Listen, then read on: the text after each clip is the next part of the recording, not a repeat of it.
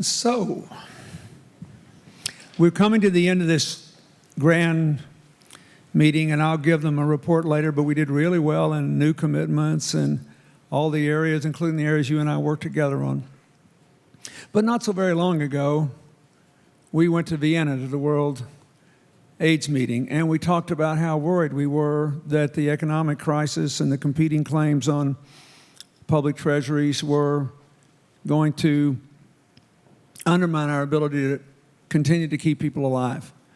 And not so very long before that, we spoke before the Senate Foreign Relations Committee on the President and the Secretary of State's proposal to move America from just trying to give medicine and specific kinds of care through our aid programs to building healthcare systems around the world, which all these countries have asked us to help them do. And not so long, very long before that, you came to me in Switzerland at the Davos meeting and told me every single thing that was going to happen that was going to cause us financial problems, and you've been right about it all. So I want you to tell all these people, in spite of all of our commitments and all of our progress, what are you worried about now? In polio, AIDS, malaria, what are you worried about in terms of the intersection of where we're going and the money available? And what can we do to keep the worst from happening? Well, I'm having a lot of fun on the work because there are great things going on. And it's easy to focus on the things that are not going well and that are really a problem. It's important, though, to maintain the perspective. I think the MDGs are fantastic at that. You know, this week was sort of a milestone for the final 5 years. And if you look at it, the achievements are pretty amazing. You know, MDG 1, poverty reduction, we're going to meet that. And that is phenomenal. The MDGs really have served their purpose of getting people focused, getting UN groups, rich governments, poor governments working together. I do think that the rate of progress is a bit under threat because of some of the effects of this financial crisis. You know, at first, national governments run big deficits, and so you don't immediately see the aid budgets being affected. In fact, people who have a good cause know it's a great cause, and they've seen the rate of increase, whether it's AIDS or various other things, and they think, okay, we're going to just, maybe some other cause is going to get cut, but our cause, wow, you know, we'll just keep zooming ahead. Well, in fact, in good economic times, there would have been some of that, but now the cutbacks are a challenge.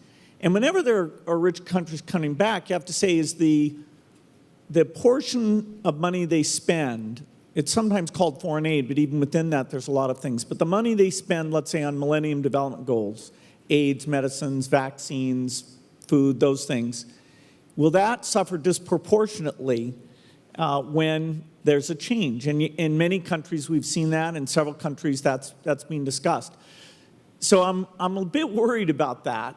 And it just points out that telling the success stories about that MDG-type money, whether it's a new vaccine or a delivery system, we somehow don't do a very good job getting that out. A poignant example of that is that the UK is probably the most exciting because they have ring-fenced their aid budget. They've said that, along with their NHS, their health service spending, are the only two things that won't be cut. And the cuts in the other parts are about 25%, which is it's just mind-blowing. It's a lot, but that's what the numbers say they need to do. And you know, so it's going to be interesting how much pushback they get. Prime Minister Cameron, really bipartisanly, the leaders in that country have been great on aid, but it's interesting to see that the polls aren't as supportive as you'd like on it. So I'm worried about that, but I do think, you know, despite all these things, the progress is still very, very good. Well, I'm worried about it in America just because, depending on what happens in the elections, because historically our people believe we give more in assistance than we do. Like if you took a poll in America and say, how much of our budget should we spend on foreign assistance? repeatedly people say, oh, no more than, 3 to 5%. I don't know, how much do we spend? And they'll say, oh, 10 to 15%. And in fact, we spend 1%. So if we spent what the American people say they want us to spend, we would triple our aid budget. But instead, they support people when they want to gut it because they're under the impression that we're spending more than we do.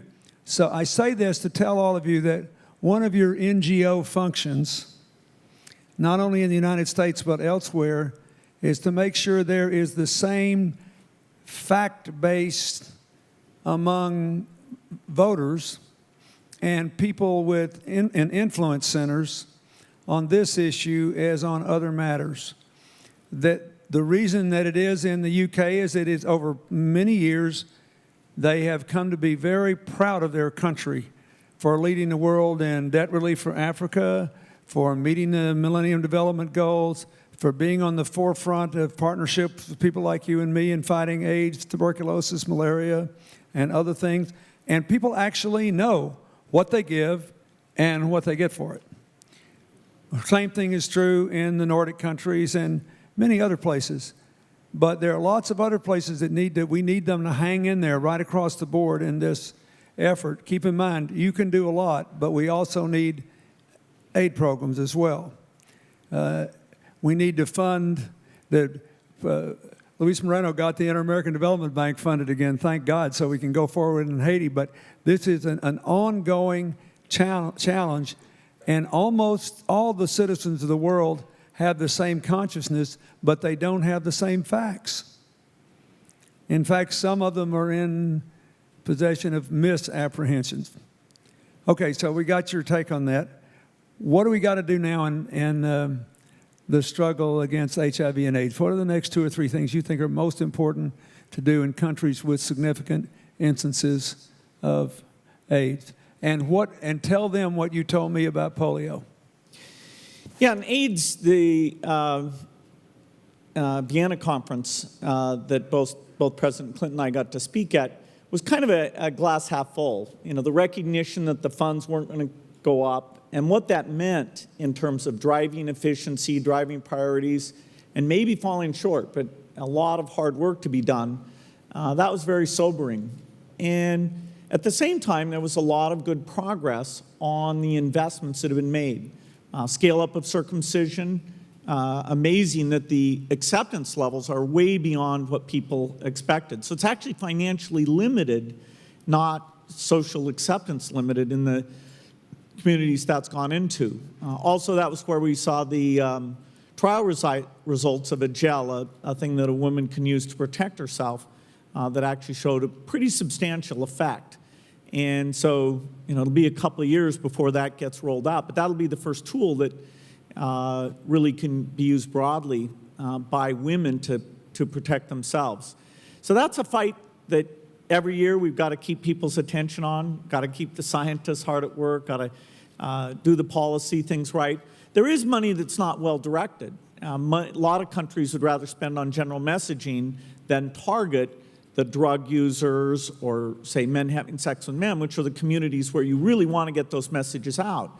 It's not all governments have a time doing that targeting, but whenever your dollars are short, that's all the more inexcusable.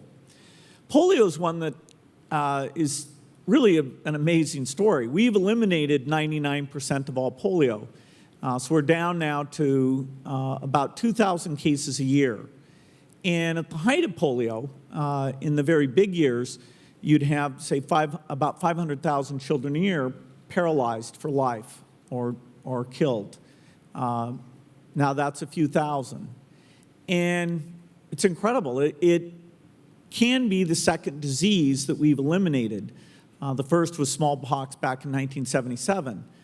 Unfortunately, it came at a time, this last push, which is very expensive. The cost per case you get rid of at the end is astronomical, but then again, you buy all the future benefit of no one ever gets it again, and you don't even have to do all these campaigns like we are again and again and again. So actually, the long-term analysis says this is the best deal around, but you have to do it now, or else you completely miss. And if we don't fund this one, it's about $900 million a year for the last 3+ years, then it'll escape, and then we'll never get, then people will lose hope in it. And that'll have a pretty big effect, not just on polio, but the whole self-confidence that the global health community can get its act together, promise. Anyway, it's in Africa around Nigeria, it's in India, and it's up in Pakistan, Afghanistan. And so, I'm spending a lot of time going to where it is, making sure that the right things are happening, but also having to really tell this story so that financing's not the thing that prevents it from failing.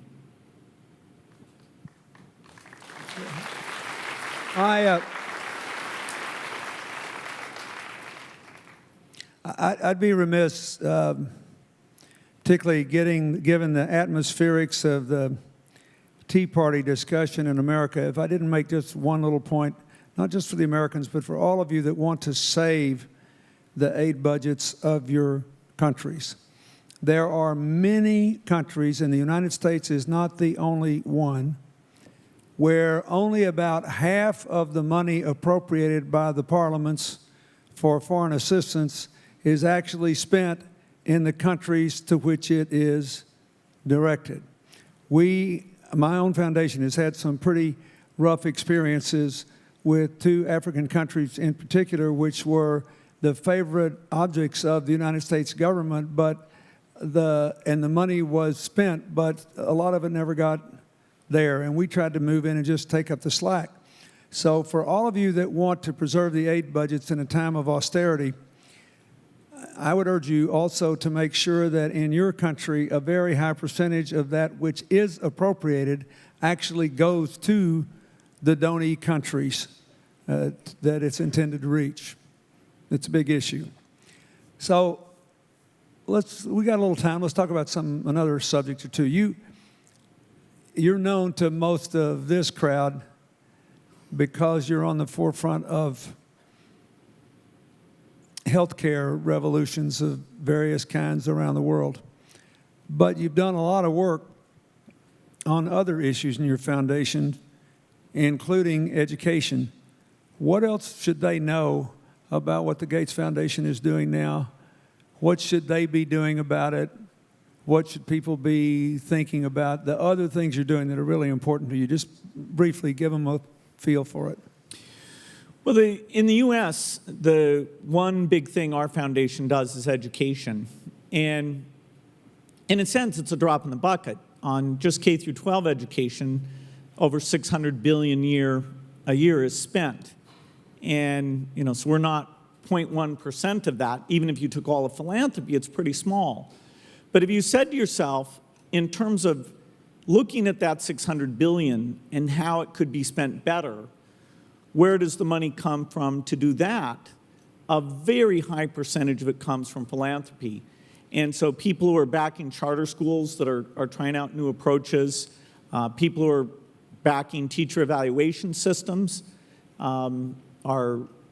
that's a fantastic thing. The irony of the debate over education is on the 2 extremes. You kind of have one side that says that teachers are sacrificing, and therefore the idea that they should be measured or are fired, is bad. Just, the system as it is, very seniority-based, don't mess around with it because that would be sort of disrespectful.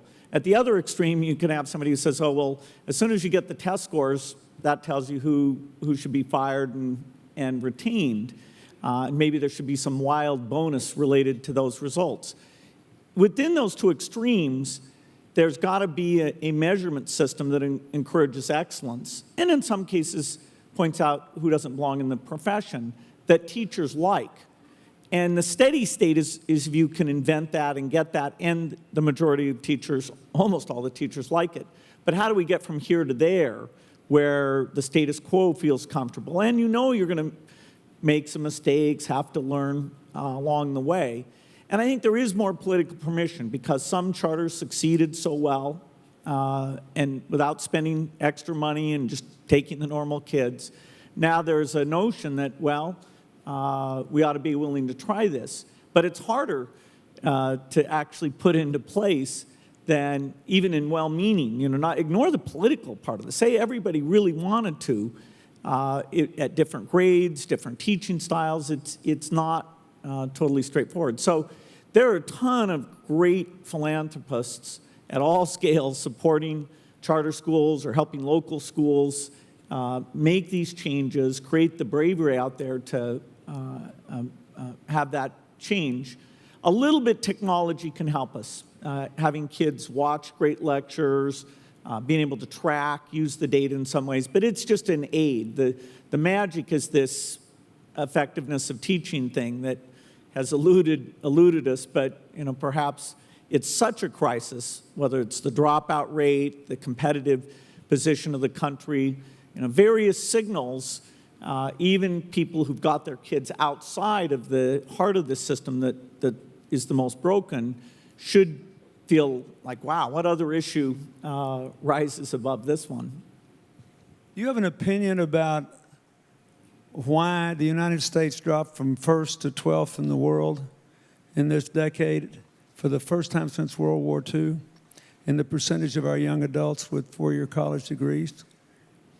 Yeah. Chart by the way, chart in the Wall Street Journal yesterday saying that in our country, unemployment among people without a university degree is almost 11%. Unemployment with people with a university degree is about 4% or a little less. Biggest gap ever measured since we've been keeping such numbers.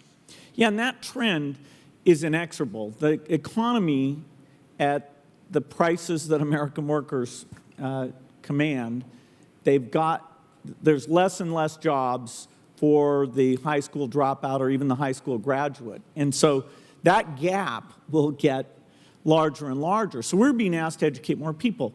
We always had some strange things about our system. We had the most broken system in terms of different tests, different standards, things like that. We always had a shorter school day than other people. But our strong universities, both state and private, were amazing. And it worked. But then they got their act together. And they started to get the benefit of a long school day. Some of them run better teacher evaluation. Other countries, you mean? Other countries, yeah. The competition, these other rich countries. And, we just didn't put our best teachers where the tough problems are. And we didn't have the measurement systems that would even show us. No Child Left Behind is controversial, partly because it overpromised in terms of what it was able to deliver. But one of the reasons most controversial is it just showed how bad the thing was. And a lot of people want to say stop testing is because then we won't have to look at those ugly numbers. We can say they must be creative. They can't add, but I think they're really creative. And it's, that would be easier not to look at those things. Even the dropout numbers, 10 years ago, the dropout number was stated as the number of people who started senior year and didn't finish it. And they refused to quote any other dropout number because they said, well, if somebody leaves us in ninth grade, maybe he went to some other school. We have no way of knowing. Don't tell us they dropped out. They could be some other place. Well, if you look at an aggregate, you could tell the thing was more than a factor of 3 low. And that's when you got the real dropout numbers. And for a long time, it just sounded too crazy to be true that it's over 30%, and for minorities in most places, over 50%. So, bad news is tricky. It's like a lot of things you and I work on. First, you have to let people know what's tough, but then much more, you have to tell them the success stories and what can work and how this can be a very uplifting thing to get involved in. But that first part of, okay, how are things in Haiti or how are things in places where lots of people get AIDS, that's tough, to not make that something that's a downer and prevents you from drawing people in. But this is the connection that binds rich and poor countries. For example, Hillary has been working for months to get through the Congress the appropriation for Haiti so we can keep our word to you for what my country promised. And they got it. And you'll get it the first go-around. We got it. But if your own country is getting poorer or inequality is growing more severe, and there's a complete educational component to it. You can't reverse the inequality by changes in the tax system or even changes in your economic strategy. You have to have the people. And one of in the last month's unemployment rate figures in this country, there was the most shocking thing I have seen in a long time. It said unemployment rate ticked up a little bit because we had more jobs, but all the census workers got laid off because we counted everybody. That was the only real story. But if you bury down in there, you said that for the first time in my lifetime, that's a long time, the first time in my lifetime, the job openings in America, posted job openings, are going up twice as fast as new hires. When unemployment's astronomical, we have hundreds of applicants for some jobs. And that's why the conversation that Bill just had about the education is so important. We can't say, if we were just hiring people out of this recession for jobs that we could all go get tomorrow morning at the same rate we had in the past, 5 million more people would be at work. The unemployment rate in America would be 6.9, not 9.6, and we would be living in a different world. And our attitude toward our neighbors, our friends, our possibilities, our obligations and aid and everything else would be different. That's why I'm burdening all the non-Americans in the audience about this. You need to go home and think about it. Jerry Adams, Ireland is suffering. We need to know if there are any job openings that are there for more than 3 weeks. It's madness in a country like America with all these high unemployment figures that a lot of these jobs are going begging. And it all is rooted in what we do in education. So I appreciate Bill's interest in that. Let's give him a big hand. Before you look,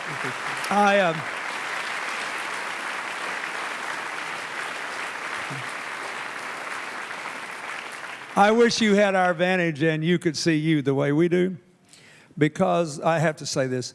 I want to go give you a summary of what you did, but before I do, we used to joke when I was in politics that politics was show business for ugly people.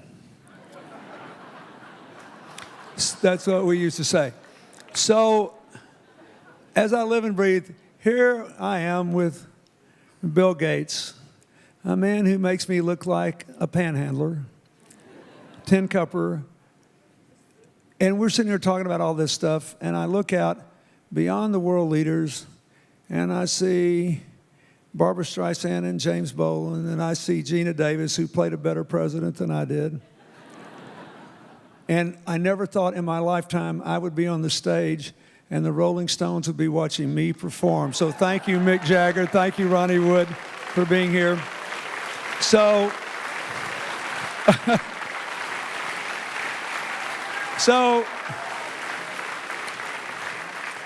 since my mother-in-law thinks she's going to the Stones when she dies, and she's 91, it may never happen, but that's what she thinks is going to happen, I have concluded that this non-governmental work is show business for nerds, and I'm happy with it. Thank you for being here. You all honor us, and thank you for your commitment. Thank you, Bill. You bet.